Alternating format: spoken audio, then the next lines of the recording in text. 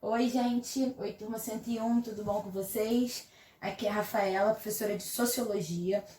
Na aula de hoje, nós vamos fazer a revisão do capítulo 3. O capítulo vai começar na página 6 da apostila de vocês, tá? Nesse capítulo, nós vamos revisar os pensamentos do Karl Marx e do Émile Durkheim. O capítulo, ele já começa nos convidando, nos propondo questões para refletir, certo? Que questões são essas? Vamos lá. O que vem primeiro? O indivíduo ou a sociedade? Os indivíduos moldam a sociedade ou a sociedade molda os indivíduos? Até que ponto temos liberdade para decidir e agir? Até que ponto somos condicionados pela sociedade? A sociedade nos obriga a ser o que não queremos? E nós podemos mudar a sociedade? Essas perguntas, gente, essas questões que nos são propostas, elas conversam muito com a ideia do que é sociologia, né? A gente tem que relembrar essa conversa que a gente já teve em diversos momentos desse ano letivo, que os sociólogos, eles estudam essas questões, né? Eles desenvolvem conceitos para ajudar a gente a entender essas questões. Como, por exemplo, que conceitos são esses? Vai ter o conceito de socialização, de instituição, de hierarquia, poder. E a partir desses conceitos, a gente vai ter uma diversidade de análises. Entender a sociedade, gente, entender a sociedade que vivemos, não é uma coisa simples, né? Não é uma coisa simplificada. A gente tem que saber que entender a sociedade em que vivemos significa saber que há muitas diferenças e que é preciso se atentar a todas elas. Todas elas. Importante frisar esse pedaço, gente. A gente não pode negligenciar nenhum tipo de diferença, certo? Nós temos que valorizar a diferença presente na nossa sociedade. São exatamente essas diferenças que tornam a nossa sociedade tão rica, tão plural, certo? E a gente também, para além de considerar essas diferenças, a gente tem que se atentar que é um processo de socialização, certo? A sociedade, né, não vive em isolamento, de uma forma geral, né? Tanto que é por isso que nós, por sermos seres sociais, estamos sentindo, né, tanto esse isolamento que a gente está tendo agora por uma imposição do coronavírus. Todo ser, ele é social, ele é acostumado em viver em sociedade. Então, gente, quando a gente considera essas diferenças sociais, a gente tem que lembrar também que é um processo de socialização formal, que ele vai ser conduzido por instituições como, por exemplo, a escola e a igreja. E a gente também vive um processo de socialização mais informal, que ele vai ser mais abrangente. Ele ocorre num primeiro momento na família, na vizinhança, nos grupos de amigos e pela exposição aos meios de comunicação.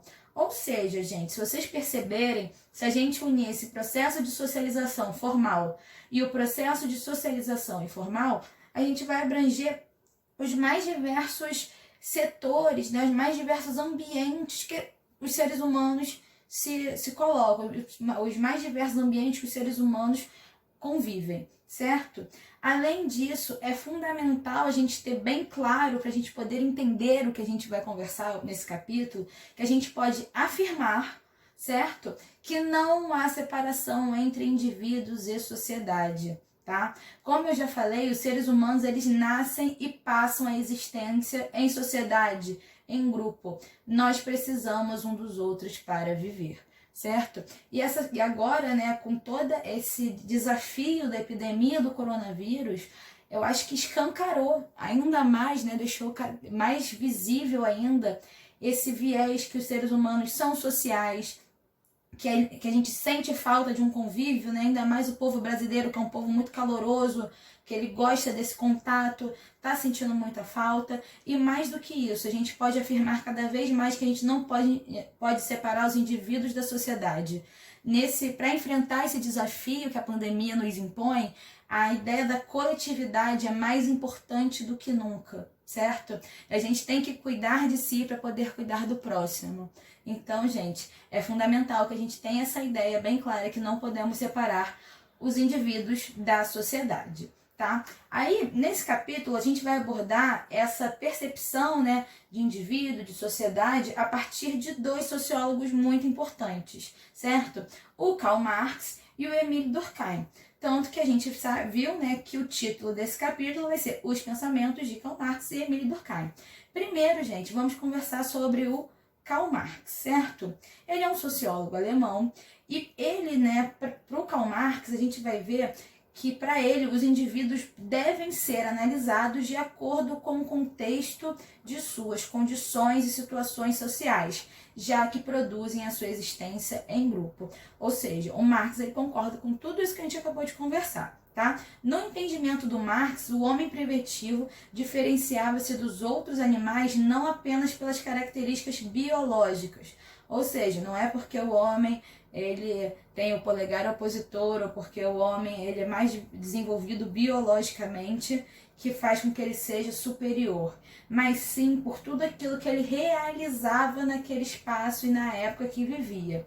Por exemplo, gente, a gente tem o homem primitivo caçando, se defendendo, criando instrumentos. Gente, quando eu falo aqui nesse contexto do homem primitivo de criar instrumentos, vai desde uma lança, desde um material para poder cortar, tá, gente? Nesse contexto, isso é, assim, transformador, tá? A gente tem que pensar, nos colocarmos nesse contexto aqui que a gente está vendo, tá bem?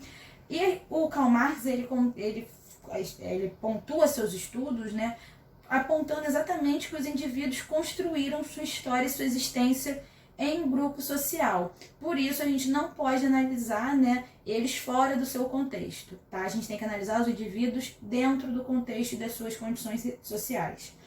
Para o Marx, a gente vai ter uma existência de um indivíduo isolado durante a sociedade de livre concorrência. O que é essa livre concorrência, galera? É uma das principais características da sociedade capitalista. É um dos princípios, dos preceitos básicos da sociedade capitalista. Vamos dar um exemplo. Quando um trabalhador é contratado por uma empresa, ele vai assinar um contrato. Por que você assina um contrato? Porque esse contrato ele vai firmar a sua carga horária de trabalho, certo? Quais vão ser os seus deveres, o que você tem direito e, além disso, qual vai ser a sua remuneração, qual vai ser o seu salário mensal para exercer esses trabalhos, certo? Logo, gente, quando a gente tem esse trabalhador sendo contratado por uma empresa, a gente tem dois indivíduos se relacionando. Que indivíduos são esses? O trabalhador e o empresário, ou o burguês e o proletário, tá? Para o Karl Marx, essa relação ela não é apenas entre indivíduos, mas entre classes sociais, que foi exatamente esse nome que eu já adiantei, certo? A classe social trabalhadora, ou a classe social proletária, e a classe burguesa.